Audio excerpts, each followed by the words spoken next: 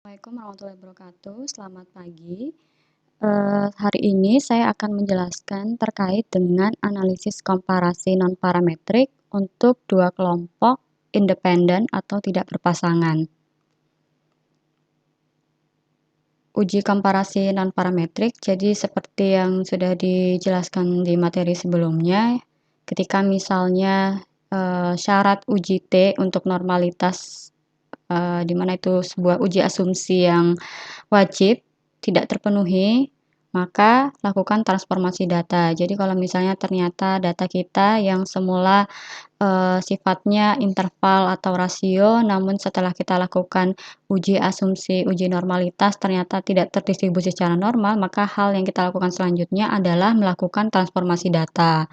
Kalau ternyata setelah kita lakukan transformasi data tetap juga menunjukkan distribusi yang tidak normal, maka kita akan memilih uji atau analisis yang sifatnya non-parametrik.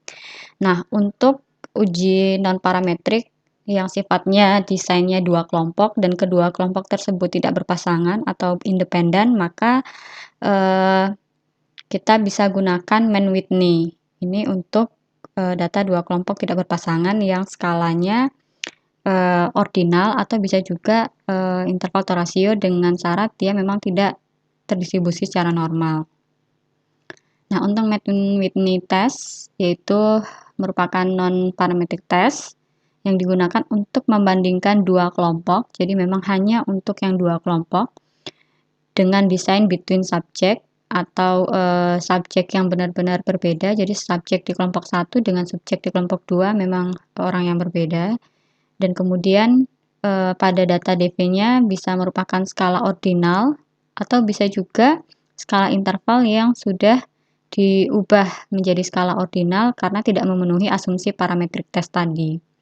Dan kemudian diperoleh secara independen, dalam artian memang skor yang didapatkan di kelompok 1 sama skor yang ada di kelompok 2 itu memang dari sampel yang berbeda.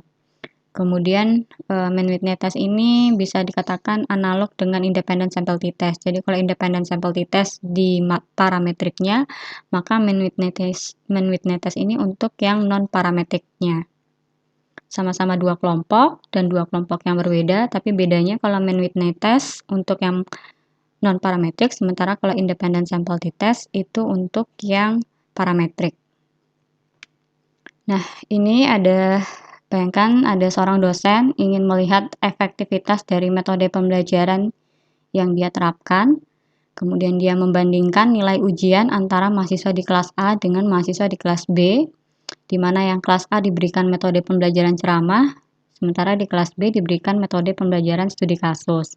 Kemudian di masing-masing kelas itu sudah terdiri dari 15 orang mahasiswa yang berbeda.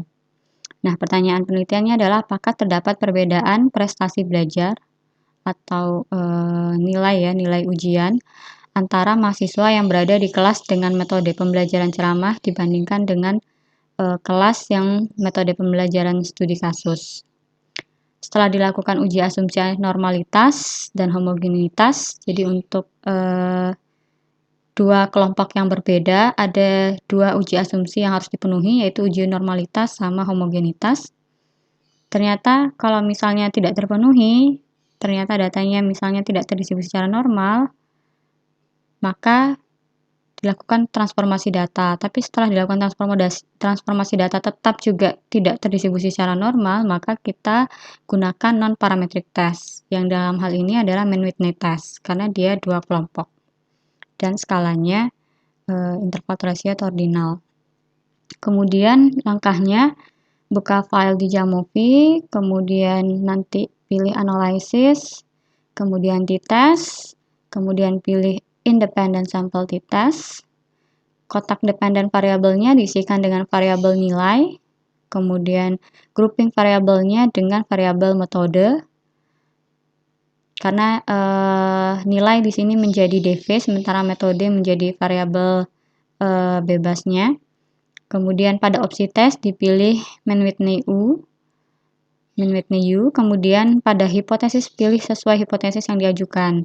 Kalau misalnya belum ada arah, kita belum tahu manakah di antara keduanya yang lebih efektif, kita cuma tahu memang ada perbedaan, maka pilihlah two-tailed hypothesis. Tapi jika kita sudah punya pengetahuan sebelumnya mana yang menurut kita kita hipotesiskan, kita duga menjadi yang lebih bagus atau lebih efektif atau lebih tinggi, maka dipilihlah yang one tail. Pada opsi additional statistik, centang mean differences, effect size, confidence interval 95%, dan descriptives. Kemudian pada assumption check dicentang normality Shapiro-Wilk. Nah, ini ya outputnya. Jadi pada tabel assumption terlihat bahwa data tidak terdistribusi secara normal ya, sehingga kemudian kenapa kita gunakan mean Whitney. P-nya di bawah dari 0,05 ya di tabel assumption, sehingga dia signifikan dan artinya data tidak terdistribusi secara normal. Kemudian pada tabel independent sample t-test itu terlihat bahwa nilai P di bawah 0,05 artinya signifikan. Kemudian effect size kita bisa lihat dari nilai Cohen's d, yaitu min 2,41, dan 2,41 ini tergolong ke dalam large effect. Kemudian dari tabel deskriptif terlihat bahwa rata nilai mahasiswa yang di kelas dengan metode pembelajaran studi kasus itu lebih tinggi dibandingkan dengan yang metode ceramah. Kesimpulannya, terdapat perbedaan rata-rata skor nilai ujian yang cukup bermakna antara kelas yang diberikan metode pembelajaran ceramah dengan metode pembelajaran studi kasus. Selanjutnya, bayangkan ini ada Dina, dia ingin melihat pengaruh kehadiran expert atau ahli pada iklan pasta gigi terhadap keputusan membeli dari si customer-nya. Jadi ada satu kelompok yang diberikan iklan pasta gigi merek Perident yang menampilkan dokter gigi sebagai model, dan kelompok lainnya diberikan iklan di mana modelnya adalah ibu rumah tangga biasa. Dari setiap kelompok dihitung jumlah subjek yang memutuskan untuk membeli maupun tidak membeli produk pasta gigi tersebut. Nah, di sini kita menggunakan chi-square for independence untuk analisis statistiknya. Kenapa? Yang pertama tadi yang sudah terlihat jelas adalah dia ada dua kelompok. Yang satu dikasih kehadiran expert, yang satu lagi tidak dikasih kehadiran expert dalam iklannya. Kemudian juga kita tahu dari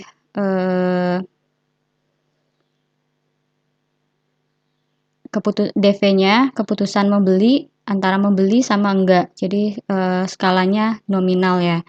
Keputusan membeli ya atau tidak, nominal. Kemudian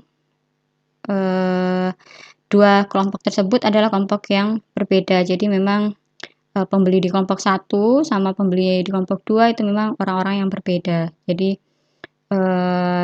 independent sample. Sehingga kemudian digunakanlah chi-square for independence. Jadi chi-square for independence ini adalah teknik statistik yang digunakan untuk melihat hubungan antara dua variabel di mana masing-masing variabel merupakan dikotomi murni. Jadi itu tadi ya atau tidak.